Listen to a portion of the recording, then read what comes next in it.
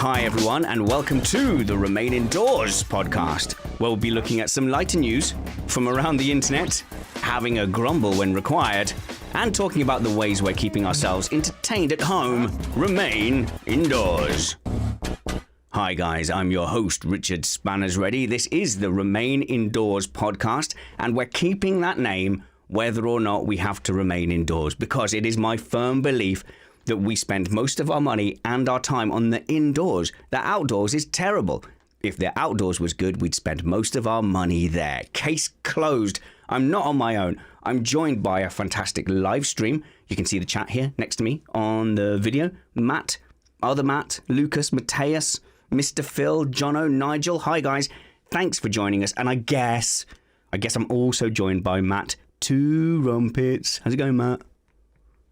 So let me get this straight. You've actually promoted the live chat above me now. It goes me, live chat, video editor, my mum who sometimes watches, then you. How's that? And also in the video, I forgot to set up you in your box window, so you're just like a floating half a head at the moment. Oh, yeah, okay, that's great. I show up early. I could have been iRacing. I'm just pointing out. I could have been practicing a little bit more. I show up early just so you can get your video in the right order, and then you don't even bother. No, and everyone's getting to to watch me adjust it live. But I'm quite happy. I'm happy that you don't get to practice iRacing because you're disgustingly fast at the moment at Suzuka. And I don't know. I've sort of got regularly used to, even if we're at the same pace, I can kind of just about overcome your challenge. And I'm glad we didn't get wheel-to-wheel yesterday when iRacing at Suzuka, because I knew that you were disgustingly fast and I didn't want... My ego's not yet ready for you to be legitimately better than me. Yeah, well, I don't think it's going to be... I think it's a track-specific thing, if I'm being honest. We tend to be ish, and you usually have a bit of an advantage over me. Probably just mostly equipment, I would guess. Well, I want you to come go-karting, because then there's no excuse. I want you to come go-karting with us. I want this silly pandemic to be over, because I know I'm definitely going to beat you at that, because you're old and easily frightened. I feel so left out, because you're having a tiny little birthday celebration, and I cannot come to it, because, well, you know, they'd lock me up in a jail for 2 weeks if I tried to come over there now. Well, yeah, the bad news is, yes, I am turning 40 in, 2 weeks now, and so actually karting's quite a good sort of socially distant thing to do, because you're all in your own suits anyway, and as long as you're not Alex Van Gien, the carts tend to stay 2 meters apart. You know, obviously Van Gien comes in through and punts us, and he may spread coronavirus in that way, but yeah, so there's about 8 of us going down having a little bit of a go-kart race. But someone whose birthday is much closer is listener Di Jones. Hello, Di. So Di, I think, is Welsh for David, Matt. Do you know, Di. I did not know that. So happy birthday to Di. His birthday is today, and he's going to be celebrating that. We're going on holiday next week, so there will be no Missed Apex. Not Missed Apex. What is this? Remain Indoors. There'll be no Remain Indoors next week because we're going on a holiday. A sort of holiday. Have you heard of the Isle of Wight? Yes, I've heard of it. So it's like apparently whites live there. Yeah, that's where the whites from Game of Thrones live. But it's like a little 40-minute. It's not even that. I think it's like a half-hour ferry ride from the south of England to. It's still England, but because of coronavirus now, you have to stay in the cars. And I remember going over this car ferry, and it was like 8 o'clock at night. We had 2 little ones fast asleep, and we're saying to the guys, "Can we just stay here? Do we really have to pick our 2 little ones up, bring them upstairs, have them crying? You know what it's like to have little kids." We were like, "We just want to stay in the car." No, it's too unsafe. There's no way you can stay in the car. Of course, with the coronavirus, all these ferry companies were in danger of going out of business because nobody could use the ferries because of social distancing. So now you have to stay in the car. That's the rules for the whole crossing. You have to stay in the car. Isn't it funny how profit can make something that was definitely not safe now super duper safe? Yeah, it is interesting how standards can shift very rapidly when money is involved, isn't it? Mm-hmm. Yeah, someone who has morals beyond money and such things is our guest, Lauren Thomas. Lauren, hello. Hello, how you doing? Yeah, doing really well. Are you, do you ever visit the Isle of Wight or islands and go on ferries? I once took a ferry from Barcelona to Menorca, and that was the only time I've done it. About an 8-hour ferry. Wow. Yeah, that's a long time to be on a ferry. Yeah, my dad was super sick. Yeah. That's my lasting memory of it, is how sick my dad was. So my mum didn't like to fly. So when we used to go across to Copenhagen to see relatives, we would take a 16-hour ferry to Esbjerg. So from like Harwich to Esbjerg, 16 hours. And then you'd have to like get a bunk and like sleep on the ferry. And I used to get really seasick on that. And it turned out my mum used to give me these seasick tablets and they would never work. And it turned out she was just giving me like anything, like a placebo, because she thought it was like in my head. But it never worked. So I ended up just feeling really sick. Great mum. Yeah, I know. Yeah, sweet. I don't think she watches this one. I know she listens to my radio show, so I can't slate her there. But I think I'm safe here for slating her. But Lauren, you are primarily known to our listeners as girlrunninglate.com, the perpetual motion machine that is that blogger. How's all that going? Fine, although I've got an injury this morning, which is a bit annoying. I just woke up this morning and I've got a really tight calf muscles. I think it's going to be a no-go for a few days. Oh no! So how did you do that? Yeah. Just from strain? No, I did. It's probably overuse, and I used to pre-lockdown get a monthly sports massage because I get really tight calves because of the way that I run. Really? And now I can't do that. So okay, I run on my toes. How does a sports massage work? Because to me, that just all feels like super awkward. Like the very last thing I would want to do. It's just like somebody sort of getting their thumbs stuck in to loosen up the muscles, quite honestly. Yeah, it's pretty much it. What can I tell you? I used to regularly get massages when I raced bikes, and I will tell you they are fantastic. It was amazing. They would come and they would just set up. They would set up in the tents by the start finish, and you could get one. You'd finish the race, and then you go get a massage before you drove home. It was utterly, utterly amazing. Or at least all the big races. The tiny races, not so much, but the big races, they'd always be there. And what a difference it made! Because if you're doing a stage race and you got to race again the next day, It really important to try and keep everything, all those muscles, as loose and as get as much oxygen into them post race as possible. Flush the lactic acid out. That's exactly it. So, right. So this is like not to treat an injury. This is okay. What is lactic acid? Because I remember that from school. That's the thing that makes you stiff the next day. Pretty much, yeah. You have two different types of cellular respiration. You have aerobic and anaerobic respiration. And what happens is you go anaerobic as you accumulate lactic acid as a byproduct of your mitochondrial respiration. And that is what causes your muscles to hurt when you sprint. Like, when you sprint and things start to burn, that's lactic acid. No. And it accumulates over a long period of time. That's all. Okay, so that's why I don't get that from my very military medium jogs, I assume. Yeah, you have to go at a certain pace in order to get that, which you can actually determine with a VO2 test. I'm safe. That's all right. As Lauren knows, my pace is rather pedestrian after the first 100 yards of a 5K, obviously. obviously. So you can sprint, you just do it at the start. I sort of tried at the end, and then that feeling at the end of a race, you want to do your bit of a sprint finish, and you think, right, come on, legs, let's go. And then you think you're sprinting, but you're not actually going any faster because you go, I'm not actually catching anyone. Yeah. You're just not slowing down anymore. Yeah, no, I get that. Did you know I had an actual race? When? Now? When? Recently? Yeah, last week I was running and I had the worst possible thing. I don't know if this has ever happened to you, Lauren. I had the worst possible thing happen to me, which is because I run in a park, but there's several places where people can enter. And as I was coming up to an entrance, and it's the entrance that's farthest away from where I leave the park, another jogger came up running exactly the same speed as me. But we were on the shoulder of the road where you can really only run single file. So I had to make that choice. Am I faster than this person, or are they faster than me? And so I run 1, 2, 3, 5 or 6 strides, and maybe I'm pulling ahead a little bit. So I'm like, okay, I'm going to pull the trigger. I'm going to speed up and get in front of this person because it seems like they might be the tiniest bit slower than me. So I do this, but then it turns out they're not slower than me. They're just a little bit faster than me, but now I'm in front of them. So I don't want them to pass me either, because that feels like you feel so stupid when that happens. Like you run past someone and then they pass you again. You're like, So I was like, nope, I'm not going to let them pass me. And I actually wound up taking 2 whole minutes off of my usual run around the park time. And I paid for it for days afterwards. Oh, still PB. Yeah, it was horrible because every time I could hear their footsteps. They were about 10 paces back. I could hear their footsteps and it'd be like, oh, that's somebody on the other side. And then I look, they'd be like a car and I'd look in the reflection and be like, nope, they're right behind me. I cannot slow down. Must not slow down.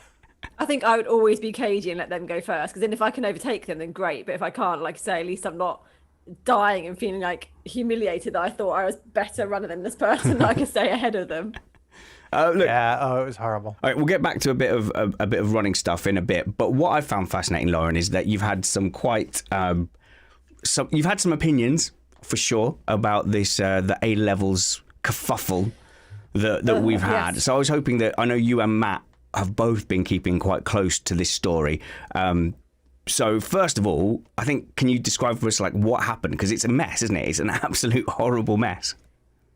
Yeah, so in my real life, I work for a university, so I've kind of been really in the thick of this. And essentially, what the government did in their wise estimations was to use an algorithm to determine what results our students should get for their A levels, rather than basing it on their mock exams and their teachers' predictions. And the algorithm seemed to massively favour schools where they had consistently good results. Oh. And there is some talk online that perhaps places like Eton and Harrow were largely unaffected by this algorithm. But then you'll get, there's a girl at a school and they've never had somebody get into Cambridge or Oxford. She would have been the first one from her entire school. And she misses out because her grade was lowered by this algorithm, because the average results from that school are normally lower. Wow. And the thing is, when somebody has an opportunity like that, it can literally turn a school around. It can make other students behind her think, if she can do it, maybe I can do it too. So it can be a real game changer when somebody from a school that either has a high intake of students who rely on free school meals, who have notoriously don't get good GCSE results, when somebody like this comes through and gets into Oxbridge, it can be massive. And there's just dozens and dozens of stories of kids like that who didn't make it because of an algorithm. It's just incredible to think that they have an algorithm and somebody must have known and deliberately at some point said, okay, well, part of that algorithm will be based on how that school generally does. At no point did anyone say, well, then the kids who were already at a disadvantage will be then at much more of a disadvantage. Matt? Well, here's what bothers me about that is I think from a statistical point of view, now I'm not a statistics person, and I did have an online conversation with people who were like, PhD students and things that involved money, things that involved numbers. Sorry.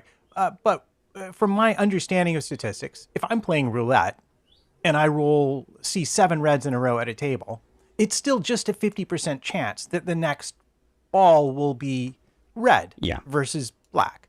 And what I don't understand is you could look at a school and say over time, this school tends to produce 10% A levels, 15% Bs, and so on and so forth. But how do you fairly apply that to an individual student and say, nope, you got an A on your mock exam, but you're going to get a B because we can only let 10% of kids from your school get an A because we're worried about grade inflation. And I don't know, maybe I'm wrong, but Lauren, you're a runner, right? Yeah. Yep. So over time, have people run faster? Many, many times. So over time, people get faster and better. So isn't grade inflation like saying, oh, I'm sorry, Olympic gold medal winner, you actually only get a silver because we can only let so many people break world records in the Olympics this year? I mean, the training is better, the teaching is better, the kids study harder. Is it a surprise that you wind up with more people getting A levels as a result of that? And is it fair to hold them to some standard established in 1950? I don't know. It doesn't seem right to me, or the least bit fair on an individual level. Well, it is. I mean, we've seen it. It's absolutely 100% not fair. And the trouble is, what they did is they realised it wasn't fair. They've done a massive U-turn, and we're getting into a better place now, but the damage that's been done already is ridiculous. I mean, from the students' point of view, they might have accepted their second choice already. They might now have really ill will and bad feelings towards the university that first rejected them. From the university staff, I mean, from my point of view, for the last 4 or 5 nights, I was still chipping away at my work at midnight because there was so much work to do to try and unpick this massive mess that wasn't of our creating. Some of my colleagues, the abuse they got on the phone from some people who were clearly devastated that they didn't get their place. Their parents are devastated. They want to vent somewhere, and the only element they got to vent at is the university that's turned them down. So my colleagues have had some awful phone calls, some awful emails. And so the damage this terrible, idiotic decision has done is huge. So some people in the chat room who may not be from the UK are asking how A levels work in relationship to getting into university. Maybe you could explain that a little bit. Oh, I can try. I don't actually work in admissions myself, but basically you get offered a place based on your mock exams. So you do your mock exams and you'll get an A-star AA or something like that. And say you want to go to university and they're like, right, you need to get an A-star AA to get your place on this course. They don't just take into account your mock exams. They'll interview you. They'll look at personal statements. They'll listen to what your teachers have to say about you. And all of those things combined will make them give you an offer. And you have to, when you take your exams, you have to meet that offer. And obviously this year they couldn't take their exams. Yeah, I think they might even be asking a more basic question than that, which I'll try and answer. So when kids are at the end of secondary school for us, which takes them up to the age of about 16, they take GCSEs, and you tend to take about 8 to 10 separate subjects, and you get your grades there. From there, you then go to higher education, which is 2 more years until you're 18. So I believe that is basically like a senior high school in the US. So you can drop out before that. And then, so for us, we tend to have like these separate sixth form colleges for those 2 years. And the 3 subjects you take there, 3 or 4, will determine whether you can get a place at your university of choice. So that's where it's at. And a lot of these kids were suddenly given marks based on mocks and based on this algorithm. And that is horrible, Lauren, because when I was at school, I didn't pay attention to mocks. It was a bit of a dummy run and it was a bit of a practice. But it never really occurred to me that, your whole future is going to be decided by these mock exams. They're called mock exams, not backup exams or anything. See, I always took them quite seriously. And I guess I was a massive nerd. And I think that's one of the hardest lessons some of these kids have learned, actually, is that the mock exams, just because they're called mock exams, doesn't mean they're not important. But I mean, that's all kind of beside the point. The fact is, we've had a classist algorithm that has had a really negative impact on some of the people from the most deprived schools in the country. Yeah, I know some people are surprised by that, but like I think we still have quite a classist system, especially in the UK. And I think social mobility is actually awful when you think about it. I mean, that's what we're talking about. What is your ability to move from one type of background, Matt, to, another type of background in the UK? I don't know what's like in the US. I know there's the American dream. I don't know if that's a lie, but I think in the UK, it is like sticky toffee pudding trying to move from like a crappy working class background into like a middle professional background. It is now very similar here in the United States. It didn't always used to be that way, but it has, over the last 40 years or so, become increasingly difficult to switch your socioeconomic status and move upwards. Connor in the chat says he actually tripled his score from mocks to the real deals. Yeah. And that's pretty impressive, I got to say. But this is exactly why taking a statistical look at a whole entity and then trying to apply it to an individual is just, it doesn't seem well-founded in any kind of thing that might be acceptable statistical science or probability, as far as I'm concerned. It's very telling though, Lauren, isn't it? It's very revealing that this kind of system can exist, and it puts you into how the people who are making the decisions in education think. And okay, I try to stay apolitical because, I'm meant to not be. But when I heard Gavin Williamson, the education secretary, make that comment about, well, we can't possibly change it because you're going to get some people who are going to be now overqualified or in roles beyond their capability. Matt, you want to get in on that. But I get what he was trying to say, but it really did belie some deeper thinking. We don't want these ruffians doing tasks beyond their ability. Yeah, well, my wife and I are now officially starving as a result of that same kind of thinking, because over here, unemployment, which she qualified for regular unemployment plus the additional federal payment, They've decided they didn't want to continue it because some people might be getting more money than they earned at their job that they no longer have. And this sort of thinking that people aren't entitled to have a decent life. And like, it's not your fault that we couldn't give the final test. So use the mock exams or do what so many colleges and universities over here have done. I said, well, you know what? We're just going to we're going to throw out those tests and we're going to use other means to decide if we accept you or not. And it's such a frustration. The thinking is just so wrong on so many levels. It's remarkable to me. But the repercussions are huge as well. It doesn't just end here. So you've got a bunch of students who've been told you can defer your place to next year. Some of them can't afford to defer their place to next year. They've got no means of any income. They can't get any jobs because we've got a massive unemployment issue happening in this country at the moment.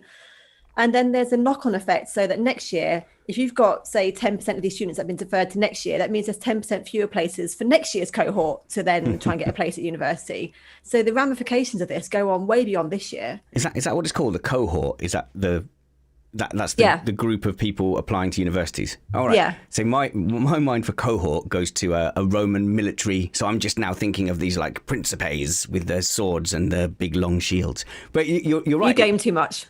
I know. Do you know what? For once, this isn't just me being a shallow pop culture person. I am genuinely, legitimately into my Roman history. So, like, I'm really obsessed with the militaristic and engineering aspects of not so much the political and religious stuff of the Roman Empire. So on this occasion, I'm a slightly tiny bit cultured, not purely ignorant. Very cool. Very cool. But also from the Rome Total War video game. So yeah, slightly right. I'm sure. Ask your husband about that. So your husband is in gaming. He's in the gaming industry, isn't he? He must like those clicky war type games. He plays Call of Duty. That's all I know. No, it's a bit different to Call of Duty. That's all I can tell you. That's what he plays. Exclusively Call of Duty. Oh, right. I've been playing. Oh, we've got a caller. We'll let a caller in and see what they want as well. I've been playing because we've got VR because of all the iRacing. I've been playing a VR shooty gun game, and it's been absolutely incredible. Kind of like Call of Duty, except you're really holding a gun. I made a gun out of a boom arm. It's amazing. My wife is so impressed with me. Who have we got joining us on the line? Kashtuv? Hello, can you hear us, caller? You got a lovely profile picture of what I'm going to assume is your son, but no, we can hear no audio there for the minute. Oh, well, sometimes it works out, sometimes it doesn't. We can at least say we tried, though, kids, can't we? We can at least say we tried. Right. Where were we? What were we talking about? Oh, yeah. Good point you made there, Lauren, about some kids will just not be able to hang on in there for another year. I mean, that is happening COVID-wide. So, like, looking at, like, the radio industry, entertainment and sport, there'll be a lot of people now who were, like, clinging on by their fingertips to have some kind of professional career in what we would call, like, desirable professions, you know, like the glamour professions, like sport and media and stuff like that, journalism, reporting. The people who've now got to wait until COVID has finished, if you can afford to sustain yourself in that period, you're going to carry on. If you can't, you're going to end up going into a different trade. My fear, including what you've told us today, is that when we come out of this coronavirus pandemic, the class divide is going to be bigger than ever because all these top jobs will be to people who are able to sustain themselves. Oh, absolutely. There's no doubt in my mind that those in the lower income jobs are going to be the worst affected by this pandemic. I think it's clear to see. Oh, it's all a bit depressing, isn't it? I mean, because you were looking at it from a university point of view, do you think that you guys, I don't speak for your university as a whole, but are you able to kind of make it up to people? Because I think the big fear was going to be that there was a kid who had a place offered, then didn't get a place because of this system, now is using predicted grades, so their grade is now higher, so they would have got a place with you. Are you like, ugh, awkward, we already gave that place away? We're making more places. It's all we can do. We're either making more places or we are deferring some to next year where possible without it having a negative impact on people. I know the admissions team have worked really, really hard to make sure that nobody is seriously going to suffer as a result of this. We are quite lucky in the fact that we do have some space, but there are legal caps on some subjects. You can't take any more medicine, for example. That is capped by law. You can't take more students than you have places. We can't magic more places for that. And the trouble is, universities are now having to find more space for more students in a time where we actually have less space because of social distancing. You know, we're trying to fit more students into an area where we don't have as much space as we had last year because we can't physically allow people to get too close to each other. So it's pretty much worst case scenario. Oh, and this is all starting in September. Like the new intakes will all be in September. October for Oxbridge. October. Oh, okay. So yeah, I mean, as far as I'm concerned, and this might be controversial, this is my opinion only. Once we open all the learning institutions, the schools and the universities and stuff, social distancing finishes. It's gone. I'm looking at the schools and the measures they're trying to take, particularly like lower education, like primary schools, unless they get like tons and tons more money to build more buildings and have more teachers, I think it's impossible. I'm not saying whether you should open the schools or not. I would like my kids to be back in school. Just saying, Matt, once you do that, it's over. I've already told the story of Corona Tag on here, haven't I? Where before the coronavirus outbreak, before the schools closed, they were playing they were playing tag. Licking their hands. And, So the kids were then, Corona Tag was you lick your hand, so you've got coronavirus, and then go and try and tag people on their faces, and then you're spreading it. Okay, so that's kids. Don't talk to me about social distancing in schools, because that's kids.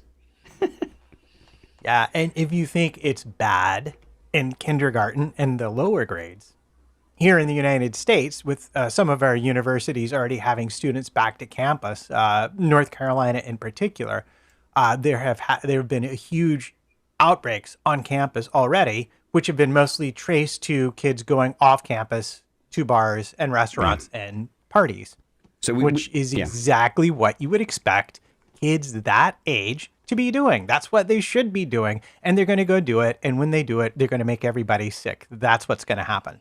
There's a little bit of an uptick in my area. It's being reported on the local media at the moment. And it's all in the age group between 20 and 29, like nearly exclusively in that age group. And that is people going to pubs, going on their dirty hookup apps, and then going around and kissing and cuddling each other. And it's all that age group. It's the horny age group. It's the horronavirus. Well, it's that. But it's also, from my understanding, from reading books, which, may be outdated now because I'm an old person. But in general, like our brain, like our executive function, the thing that makes us choose to not do the stupid thing all the time, really doesn't fully develop in most humans till around age 25 or 26. So even though a 21-year-old is technically an adult, they don't have the same decision-making capacity as people who are older. And they will make choices that you or I would absolutely positively not. And so this is also going to be part of the problem because there's no parents there to say, no, I don't want you to go to that party with 700 other people, none of them wearing masks and all of them so drunk that they're vomiting in corners and wetting themselves. No, I don't want you to do that. They're going to be like, cool, party, go. Exactly. And I think Connor may have just done our show title for sure. Swipe right for COVID. That's what it's going to be. That's probably the show. Swipe right for COVID. We're talking about old people. We were talking about running earlier, Lauren. I stalked your timeline earlier and you shared a story of a 75-year-old Nebraska man. Yes, he broke the record for his age group in the fastest mile. So he's 75, and how fast did he do the mile? 5:59. Blimey, 5:59. Yeah. Matt, can you do that? Yep. I could up until about age 20 or 21, and then after that, I couldn't anymore. So when I was very young and incredibly fit, yes. Now I'm a streak guy. Now I'm how many days in a row can I run? And actually, it's been since mid-March. I haven't missed a single day. So I'm thinking back to kind of, at the moment, my 5K, Lauren, what can I get around in? 26, 27 on your boggy, horrible course? Yeah, so you're doing about 8.5-minute miles. Yeah. And the thing is, I was thinking about even when I was fit and a professional soldier, we would do those 5Ks in 21 minutes. So that's still like a 7-minute mile. So we'd have been there like this, group of squaddies thinking like we're brilliant. And this fella would have just been cruising past us. To to be fair, if he's doing a mile in 6 minutes, he's not going to be doing a 5K in bang on 18 minutes because obviously he's giving it everything for that very short amount of time. So his 5K time will be pretty closer to 20 odd minutes because my best mile is 6:04, so I'm pretty similar speed to him, and my best 5K time is 19:48. So that probably shows you what he would be able to run a 5K in. Do you think I'd be better? Do you think you've seen me do a 5K? Maybe I'd be better over a mile because I don't have to save anything in the tank. I can just go for it. I could probably roll a mile, to be fair, with my momentum. I'm trying to think because you do go off like a flipping rocket, but you don't do that for a mile. I don't think you could sustain it. I think you would blow up at about a quarter mile. I think you'd go off really fast. Yeah, you'd do the same thing. I'd be like, it's only a mile. Just faster. Just faster. Yeah. So I'd still blow up completely. It just happened faster, yeah. Mr. Phil in the chat room says he can do a 5:59 hours. 5:59 hours for a mile. Oh, I don't know. I mean, what's a mile in real money? In like 1,600 meters. Woo! So like at school, you remember doing like the 1,500 meters, and that felt like forever, 3.25 laps of the track, and you would have like kids, you know, off to the side, gasping for water, giving up. That was like the big endurance event at school. Yeah, I remember that as well. I was dreadful at it. What were you like at the cross country at school? Because actually, the cross country we didn't really have cross country. My school had a real sort of focus on more pitch sports, so like rugby and hockey, and we would have like an athletics competition every summer. Sorry if you can hear my kittens trying to escape into the room, by the way. If you can hear like a rattling noise, I put my kittens in the utility room and they've learned how to use a cat flap, and I can just see them smushing their faces against a cat flap trying to get in. So we had an athletics competition. I remember the only thing that I won was the 100-meter hurdles. That's the only competition I ever won at school. Oh, well, at least you won something. Yeah, that's quite good. Look, we can talk some sports day in a second. Let's have another crack at getting a live caller in and see if it works this time. And then we are going to need a kitten update as well. At our school, I think with boys and girls at sort of secondary school age, like 12 to 15, there's such a variety in like hormones and who's developing. So like you'd go into the boys' changing rooms at like 12 and you'd be there. I mean, I looked about 9 when I was 12. Tiny little bloke in there, and then you'd have like fully grown men with like pecs and like loads of hair everywhere, and you know, and it would be like, you know, it would be David and Goliath. So there was like almost a subcategory of people who were great sprinters and did all those events, but I was always second in the 400 meters, even though I was a tiny little dude. Imagine my little legs chasing around after everyone all the way around the track. We've got Trevor on the line. Trevor, can you hear us? Yes, can you hear me? Oh, a successful calling. Trevor, what was your favourite event at the school sports day? Oh, geez, I was actually going to ask a question, but... You're here now, you're ours. No, we didn't really have a school sports day. You didn't have a school? What kind of school did you go to? I feel like I was not prepared. Sorry? What kind of school did you go to that didn't have a sports day? Oh, I mean, maybe it was called, how about a field day? Is that something Field different? day, that's what they mean, yeah. That's what I mean, yeah, field day. Okay, fair enough. Boy, we had those back in like 3rd grade, I think. They had the one with the, I don't remember. Boy, I feel so unprepared for this now. That's all right. That's all right. Don't worry about it. I tell you what was your question for us? And we'll assume that your favourite event at field day was the egg and spoon race. That's what we'll go ahead and assume. That's what I meant to say, yes. What's your question for us then, Trevor? Yeah, so my question is, you know, I'm pretty out of shape. I got muscles, but I'm trying to lose some fat, and I am terrible whenever it comes to running. I can run maybe a quarter mile at a time, so just trying to figure out like how to go about building that endurance. Because like there's one point where I was able to run a mile, but I spent a good year being able to only run a mile, not being able to improve. So, okay, well, look, you might be like me. Like when I don't like running heavy because I always feel like I run down into the ground. You take the step into the ground, and then there's a lot of momentum as the looser parts of my body then follow. And then I try to go up, and I'm having to drag all those parts up, and they all like hit me in the face or whatever. How do you mind us asking? Like, how heavy is heavy in the context of this? About 260. In English, what's in English? What's that in English? Like about 120, 130 kilos. Oh, my I'd say 16, kilos. 17 stone. Oh, okay, thank you, Lauren. Jeez, I only speak think. that. Okay, so Trevor, you're not gigantic. That doesn't sound tragic if you're a reasonably sized fella with muscles. Yeah, I'm 6'2" as well, so Well, yeah. I hide it well. You're all right. Okay, so we're talking novice runner here, Lauren, kind of couch to 5K kind of territory. So what are you finding that's stopping you from carrying on? Is it like the legs hurting, or is it like the lungs burning, or? A little bit of both. It's just like run out of breath, and then it's like, I can fight through the legs burning, but it's like once I start running out of breath, it's like, oh, it's awful. I mean, it's awful anyways. It's running, but. I mean, obviously cardio work doesn't just have to be running. I mean, cycling and swimming are great alternatives to get a similar kind of benefit. But if running is what you want to be able to do, they always say don't increase your mileage by more than 10% a week. So what you want to do is just try and add on just a little bit, even if it's just another 100 meters to each run each week. And Couch to 5K, I don't know if you have something similar over there, but it's a really, really brilliant initiative. And the idea is it takes someone who's never run before, which isn't you. You've clearly got a foundation to work on. Over 8 weeks, it will get you up to running a 5K distance. And they start off by having run for a minute, walk for a minute, run for a minute, walk for a minute. And then you expand that to the following week, you'll run for 2 minutes, walk for 90 seconds. And the following week, you'll run for 3 minutes, walk for 90 seconds. It's got a really steady build up.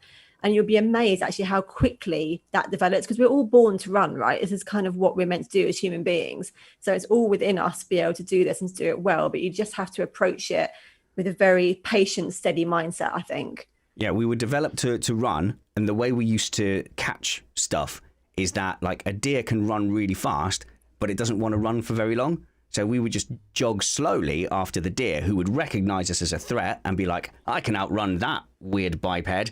And then after a couple of miles, he'd be like, oh no, biped's not slowing down. And then we walk up to the very tired deer, stab it, and eat it. So, Lauren, based on that description, you're saying that spanners would have starved to death in Paleolithic times. But no, he just would have like sprinted and keeled over and died burning in like a sun somewhere, because he just would have gone too fast too soon, wouldn't he? Yeah. The deal would be, oh, it's that guy again. I've just got to keep it steady this time. Okay, that'll be fine. Look, Trevor, the Couch to 5K has been very popular here, so we'll try and find a US equivalent. But when you were talking about your breath and feeling uncomfortable, this is where Lauren helped me in more than any other area. And where had she been all my life was the fact that you get breathing and it's uncomfortable. I used to always kind of take that as a sign that, oh no, that I've reached the limit of my fitness. Whereas you, Lauren, you got me breathing to the point where, yes, it's uncomfortable, but that is part of it. And you've got to keep it up because that's fuel for the run. Yeah, so I'm a big fan of rhythmic breathing. And what I mean by that is that every time your foot hits the ground, think of that as one beat. And what you want to do is you want to breathe in for 3 steps, out for 2, in for 3 steps, out for 2. And that will stop your diaphragm from sort of crushing on one side, should hopefully stop you from getting a stitch. And it kind of works like a metronome. It stops you thinking about your legs. It stops you thinking about whether or not it's comfortable, whether it hurts. And it kind of like almost hypnotizes you a little bit. And the other thing that I would recommend doing is just practicing really big belly breathing at home. Because obviously when you're uncomfortable, if you're a bit panicky, you're breathing right from here. And what you want to do is be breathing right from your stomach. And none of us do that very well. So what you want to do is just sit at home and practice taking really big breaths so that your stomach really expands, and just get your body used to using your breathing more effectively. There you go, Trevor. And it's sort of like not panic when you're at that stage and go, no, this is part of it. I've got to just get that air in, get it out, get it in, get it out. Yeah. Where are you going to pull your trainers straight on and go and try that, Trevor? Oh, I hope so. I got to build up. I really hate running, but it's a good way to get in shape. So I got to get over that hump too. I don't Yeah, love my husband feels the same way. I don't love running either, but to me, being able to move my own mass across time and space is just something that I feel like I have to do. And it's my measure that I am still active and relevant, and that I could, like, you know, run away from a tiger. There's something about me that feels I need to be able to do it. Thank you very much for your call, Trevor. I hope we'll speak to you soon again. Thank you so much. Bye. All right. All right. I don't like hanging up on people, even on like radio call-ins. Like you get radio call-ins and you've got people who are really like enthusiastic, and you go, they want to ask, and like, can I just squeeze one more question in? You're like, no, you can't. But I haven't found a polite way to do it, so I end up just like fading them down and going, well, that's that for that. But here we've got a bit more time and a bit more space.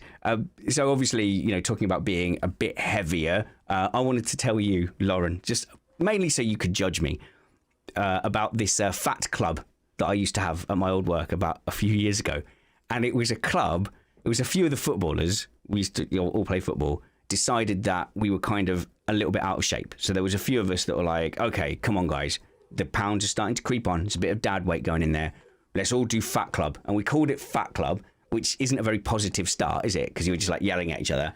And then every Friday we would weigh ourselves before work, and anyone who had gained or not lost weight would be yelled at and berated, and then you would celebrate if you actually managed to lose weight. And it became really, really super competitive. Now, I only mention this because I've gone on a diet recently. So I've lost, first off, I've lost the bloating from when you're eating and drinking like an idiot. You've got the bloating and you go, God, this belly's really thick. This is not genuine. Eat a salad or two and a lot of that goes away. You lose a lot of water weight. But beyond that, I've lost like 5 pounds in the last 2 weeks because I'm basically using the shame and humiliation diet where I can look at myself in the mirror and go, you loser. And every time I don't lose weight, I berate myself. This is what we used to do at that fat club. But it got so competitive that in the days leading up to it, like Wednesday, Thursday, I would want to empty out my system. So I just would not eat on Wednesday and Thursday at all. And then, of course, water weighs quite a lot. So I would dangerously dehydrate myself on a Thursday. I know. No, because it was lots of peer pressure. I can see you judging me already. And then it's like a boxer weighing in. You're not a boxer. I know. That was the pressure, though. And then on a Friday morning, I would wake up early. I would go out on a run. Obviously, I'll do my ablutions, make sure I was completely empty. I would go on a run and then not rehydrate after that, so that I would be, and then I would just be chewing gum all the way in. Do the weigh in. You go on a run, unfueled, unhydrated, dehydrate yourself even more. Yeah. Just to keep up with your mates in Fat Club. You are a moron.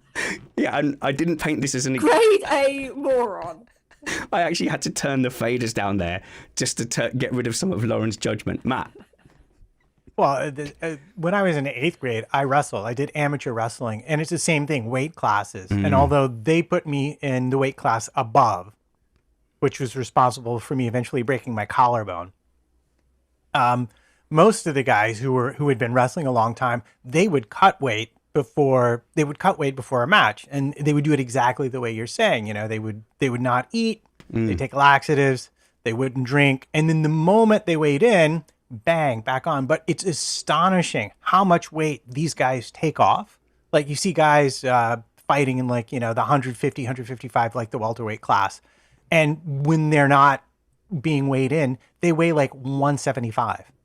It's ridiculous and a bit scary how much they will fluctuate their weight just to make that one number. Yeah. Because but you understand it from a sporting point of view, it's maximum advantage because I've got the weight and strength of someone who weighs 175 pounds, but I can get down to 155. So that's an advantage for me. But I mean, you can just see, Lauren, can't you, how that pressure just spirals, though? Because it's not just, obviously, Fat Club was an extreme, but then you've got, like, people who are just doing it for body image and stuff like that as well. Just go to these dangerous lengths to get that last, you know, bit of cling film skin or weight. Well, it sounds to me like what happened with you, that it's kind of started off as a laugh, but actually it became something fairly serious, I think.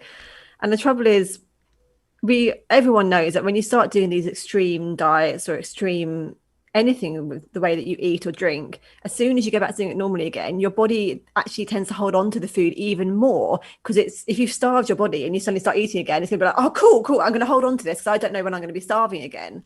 So it's a terrible, terrible idea long term. It's just, we all know, no one wants to hear it, but moderation is just the way to go. Boo.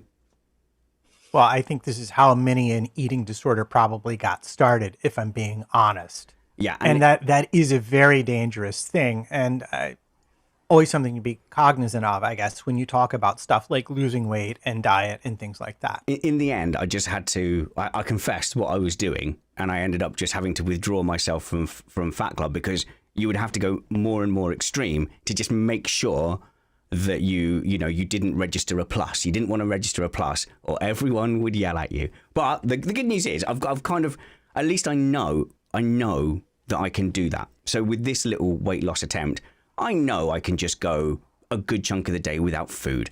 And if I feel bloated, I've gone too far and I've done a bad. And if I'm feeling, quite like light and fluffy and airy, I've done a good. And that tends to equate to a scale down on the scales. We've got another caller on the line. It works well when we have callers. We've got Lucas. Hello, Lucas. Hey, how are you guys today? Hello, Lucas. Now, you called in on our Missed Apex patron-only podcast, so I know something about you now, which is that you stole Mexico. Yeah. That's exactly... that was a little bit before I moved to Texas, but Oh, yeah. okay. All right, okay. So Texas stole Mexico. Lucas may or may not have played a part in it, Lauren. We have yet to establish that. Lucas, welcome to Remain Indoors. I believe you tried to call in on the very first call-in and couldn't get through to us, but what's your comment, question, or rant for us today? Actually, I have a comment and a question. Okay, I yeah. used to actually love running. I could do 6 miles a day pretty easily, and then a knee surgery happened. And I haven't been able to run since.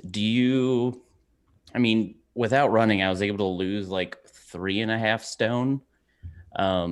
But I guess, do you have any tips for somebody who's trying to relearn how to run with an injury? Don't try and avoid hard surfaces. If you're going to go back into it, try and stick to grass, because I know it's harder, but actually it will make everything a little bit stronger, because it's not just about your knee, right? It's about all the muscles that are supporting your leg from your glutes all the way down to your ankles. And road running is going to cause more damage. And it's kind of an easier surface to run on, in that when you're running on grass, you've got all the undulations and you've got hill, and your ankles are forced to be stronger to stop them from rolling over. So I'd say if you are going to get back into it, I don't know how serious your knee surgery was, and I'm not a physio in that respect, but get good trainers, get your gait analyzer. There's somewhere for you to do that. Make sure you're wearing the right trainers, how your foot hits the ground, and just stick to those softer surfaces to begin with, and just do really sensible mileage. Like, don't go above like half a mile for your first run. You've just got to kind of really ease yourself back in if we're talking about some major surgery. Go on then, share your war story. Why did you have knee surgery? So I've kind of had like knee problems my whole life. And then I was working out when I was kind of starting my weight loss journey. And then I felt something give, went to get an MRI, and it turned out that the bottom of my femur was dying because it wasn't getting any blood flow. Oh no. So I had to go get what they... Sorry, was that weight related, why it wasn't getting blood flow? No, it was like... They don't know if it's genetic or like a repetitive motion injury, because in high school I used to run like 6-7 miles a day, and I was also playing the American version of football, where you use your hands nearly exclusively. Got it? Yeah. Yes. Yeah. Good name. And then so I had to get a microfracture surgery, which is where they drill into the bottom of your femur and literally create microfractures to stimulate blood flow. And since then, I'm 27 years old and I have arthritis in my knee. So I guess it's just kind of like a bunch of compounding issues. So I've kind of given up on running, but I would like to get back into it because I do miss it, weirdly. Yeah, it's, you're obviously going to have to get into it slowly and build up again and completely relearn it as well, and have the advice of like physios and doctors. But Matt? I was going to ask, would it make sense, Lauren, do you think, for him to get a physical therapist to work with to sort of rebuild this capacity, given his history? I would always recommend that, but I understand that sort of it's not an option for everybody financially. I see a physio every month, regardless of whether or not I'm injured.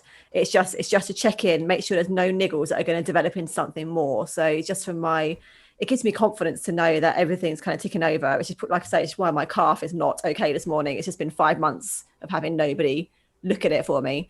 So yeah, if you can, I would definitely get a physio or someone to guide you through this. Lucas, did you say you also had a comment? I'm going to be honest, I completely forgot my comment now. See, we make it look easy. I always feel silly when we lose track of the conversation. You go, Matt, when we go down a conversation cul-de-sac, you go, how did we get there? But that's like perfectly normal. But yeah, I guess when people are doing it a lot, you go, you get on and you try and do it. And a lot of people just get lost and get frozen. So don't worry about it, pal. And hopefully we'll speak to you again soon. Yeah, thanks, guys. Have a good one. Bye.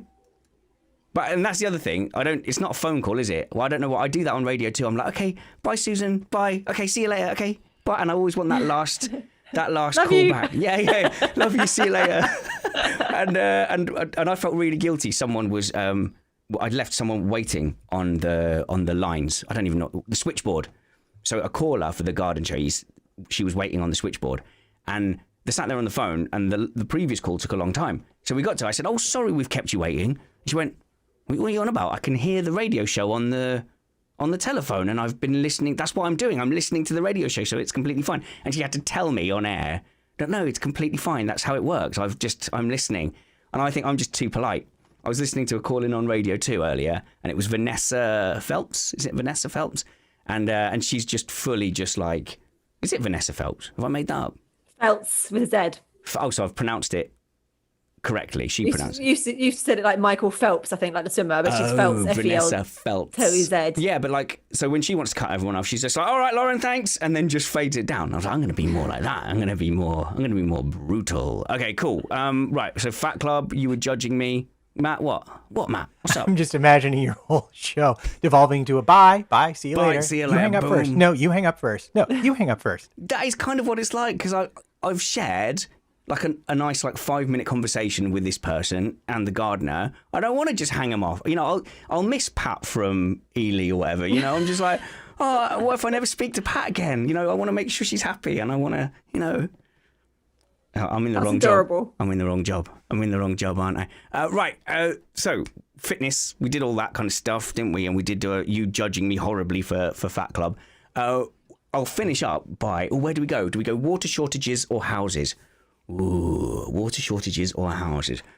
Houses. I feel Let's like do I need houses. to live in water houses. Okay, let's do houses, right? So we came to a sudden realization that there's absolutely no reason whatsoever for us to be living in the area we're living, which is a very weird realization to come across. You know, we've been living just south of Bedfordshire for the last 5 years. I got a job in Stevenage, and we could not afford any housing in Stevenage. And all the houses in Stevenage are would benefit from a 30-meter layer of concrete. I don't know. I don't think it's the best town in the world to live in. And I wasn't certain that I would want to raise my kids in Stevenage. Couldn't afford it anyway. So we kept doing the circle further and further out, and we couldn't afford anything until Luton. Now, Luton is like, a downscale version of Stevenage. Oh, come on, Luton people, you know. So we ended up in this like village between. Go on, Matt, was. Well, no, I have a story when you're done telling this story. Oh, okay. So we ended up in a village between like Milton Keynes, Bedford, and Luton, and it's lovely. It's really out of the way. It's fine. But with COVID, it stripped away all the work my wife had been building up over the last 5 years. Like just about all of it gone. Obviously, I'm not working in Stevenage anymore, and it's put some of the other local media work I do in danger. So most of my work now is in sheds, doing audiobooks, narration, stuff like that. And we went, wow, there's literally no reason for us to be here. So that's why we've made the decision, to move to Essex, back to Essex, which is amazing because Essex is the best county in the world ever. Not the south bit, not the Towie bit, north of the A1. So we're now getting into that whole thing of shopping for houses and looking for houses, Matt. And that's where I arrive to you now, is we've just had an estate agent over who's valued the house, and we're sort of armed with that valuation off looking for our new home. That's very exciting. You know, we did our picnic last week, right? And Yeah. real estate is a competitive game that everybody plays in New York, even if you can't afford properties. So we were driving in this community north of where we picnicked, and we found this lovely little area. And my wife's like, "Oh, it's so cute here. It's really nice. Wow, look at the houses." And then we drove a little bit north, and that's where we found the Indian Point nuclear reactor. You shouldn't live there. And she's come back, and she keeps on showing me houses in this place. She's like, "They're so much cheaper than everything around there." I'm like, "Yes, that's because it's a mile downwind of a nuclear reactor, and nobody wants to buy Chernobyl too. This is really what the issue is." And yeah, I agree. it would be nice to have a house for that price, but Yeah, and this is I what don't know if I want a basement full of radon. So yeah, now I don't know what your area is like in Ely for house prices, but like, I keep going on Rightmove and looking around Essex, and I will find like a really wonderful like property, and you go, oh, that's within our price range, and then my wife will be like, no, honey, that's in Basildon, or like, no, that's in Canvey Island, that's in Leon Sea, and you go, oh yeah, there's a reason that house is cheap. It's because it's in Basildon, and yeah, so it's quite hard shopping around when you're moving area. Yeah, we have a similar thing in Ely in that you'll go do a search on Rightmove or whatever for Ely, and then you'll see this lovely house, which seems like really cheap for what it is, and it turns out it's one of the surrounding villages. It's only like 2 miles away. Lauren, it's doing it. 2 or 3 miles away. Lauren, it's doing the thing. Oh my God, it's really hot. That's why. Jeez. Oh, It's only in a 35-degree conservatory. That's all right. We can hear you clearly, so that's okay. So you go to Let me get closer. Yeah, so you'll search and you'll realise that actually the house is in one of the surrounding villages, and they're only like 2 or 3 miles away. It's not far, but I'm so used to being able to walk anywhere in Ely in like 10 minutes. And it's just, I'm too used to having everything on my doorstep. Yeah. So I'd always just pay a little bit more, something a little bit smaller to stay in Ely. Oh, so you want to be near the town centre? Well, we're about a 10-minute walk away because Ely's not a big city. I think the furthest walk away you'd be anywhere in Ely from the town centre is 20-minute walk. So, yeah. And we like that. We like that. It's just easy. I don't want to have to drive places. I like walking or cycling. So this is a bit of a local Essex joke, but I guess every county has its version of this. But Lexa said, how can you resist the delights of Bas Vegas? Yeah, exactly. How could I resist Southend Pier as well? But I've got the opposite to you, Lauren. Like, I don't want access to anything. I want to be like a 20-minute drive away from anything, but with a good internet line. Like, I don't need to be near the shops. I'm not social enough to need a local pub. So I just want to be tucked away, like out of the way somewhere. Sometimes that appeals, but then I just think that practically, I don't want to have to drive places, and I like being able to walk and meet my friends. And I'm part of I've got a real social life, and like the running club and things like that. So you have friends. You see, there we go. Yeah, see, there's difference. Different people actually like me. Well, no, do you know what? I wasn't going to make it personal. I was going to make it about... You set yourself up, dude. You set yourself up. I think dads systematically get all their friends taken away from them, and then their wives replace those friends with the husbands of their friends, of which they are permitted like one monthly outing, just so that they can vent and complain. But part of any requirement now, because we've got this shed, is every property we look at, we're looking in the back garden and going, now where is our shed studio going to go? Yeah, I found a lovely house in Ely that has a shed, and I'm so excited. I really want to go and have a look at it. But trying to convince Ian to go and have a look at a house in a pandemic, he's not super keen. Are you actually thinking of moving? Oh, we have been for years. I mean, we outgrew this house a long time ago, but we've never had a need to move because of our decision to not have children. We've never needed to expand, but we did outgrow this house a long time ago. We've had it for 15 years, and I'd quite like to get something a bit bigger, where our best friends live in Germany. It'd be nice for them to fly over and stay with us. They can't at the moment. Oh, I see. So at the moment, are you in just like almost like your starter home when you guys were like 25? Exactly. Yeah. It's exactly what it is. Yeah. So like 2-bedroom? I'm being nosy now. 2-bed? Yeah, 2-bedroom. It was 3 at some point, but it must have been like a broom cupboard, the 3rd bedroom, and the previous chap knocked the wall through. And so we've got basically a study and our bedroom. All right. So it sounds like you guys are like in a prime position to go and find your dinner party house. Is basically what you've got to have your dinner party house and somewhere where you can keep chickens in the backyard. Oh no, I don't want chickens. No, I'm not that person. I'm not that person. It is harder to move when you've got the kids, because you've got to think of schools, etc. Yeah, that's way down my list. But you've got to think of like, will they be able to run around? Which neighbours are they going to annoy? That kind of thing. Yeah, I don't have to consider that. Here's something you haven't thought about with kids. They have friends, and you're going to tear them away from all of those friends, and there will be tears. Okay, so this is happening, right? My boy doesn't care at all, because he would have exactly the same interactions with his friends, which is he would call them up on Zoom and they would play Minecraft or Sonic or whatever. So he's fine. He doesn't care. In fact, when we talked about, with a lot of my work, I said, well, we could move to like Spain or something. And my daughter cried, I don't want to leave my friends. Boy turned around to her and just said, you would just make new friends in the new place. It's fine. Just replace them. He's just saying, people are disposable. I'm like, yeah, I mean, kinda. But, you know, I've tried saying to my little girl who's devastated about leaving her best friend. She can't stand the thought of leaving her. So we've had to lie to her and say, oh, we would come back and visit loads. But you're never going to visit. You're never going to come back and visit. But it's better that they lose their friends now than we try and go and move in 4 or 5 years' time when suddenly you're in the prime of like your social network when you're like 13 to 15. That would be a lot worse. So we're thinking we move now before their teenage years, and that's where we will stay. But you're right, we will be pinned to an area because of their teenage friends, and they'll go off to university, and when they come back, where will they come back to? They'll come back to where they grew up and made their friends. So actually, it's a really big decision which area we move to. The enormity of it has kind of weighed on me now, Matt. It's a lot of pressure. Yeah, we just moved neighborhoods. And when I say neighborhoods, we moved like a mile away when our daughter went from elementary to middle school. Not by choice. They were going to rent out the house where we lived and sell it, so we had to move.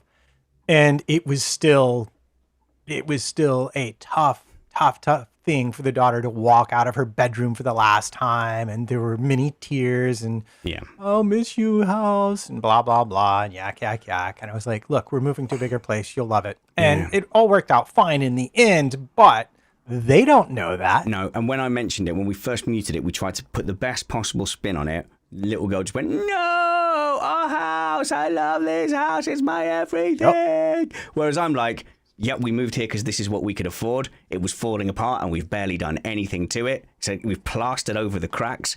Hope the estate agent don't put that in the brochure. But yeah, to us, it's like, yeah, it's just the last few years. Who cares? Let's move on. To them, it's everything. And they love it. Oh, well, unlucky. That'll serve you right for being a kid. Right, we're going to get out of here. But before we do, Lauren, do you have a kitten in reach?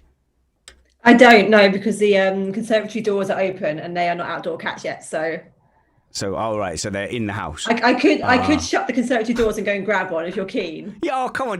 Is it worth it to see a kitten on the stream? Let's do it. Let's go get Okay, Lauren give me a couple Thomas minutes. in real time grabs a kitten. We ran out of water on our estate. We lost a complete water supply, and you should have seen our Facebook page, right? The little residents' Facebook page treated it like we were in a war-torn country. It was incredible, Matt. The estate was in uproar. Oh, okay. I don't need to waffle anymore because we've got a kitten. We've got a little kitten. Hang on. All right, she's not keen because I'll just let her out. Oh, what's that one's name? Oh, look at that. That's Ripley.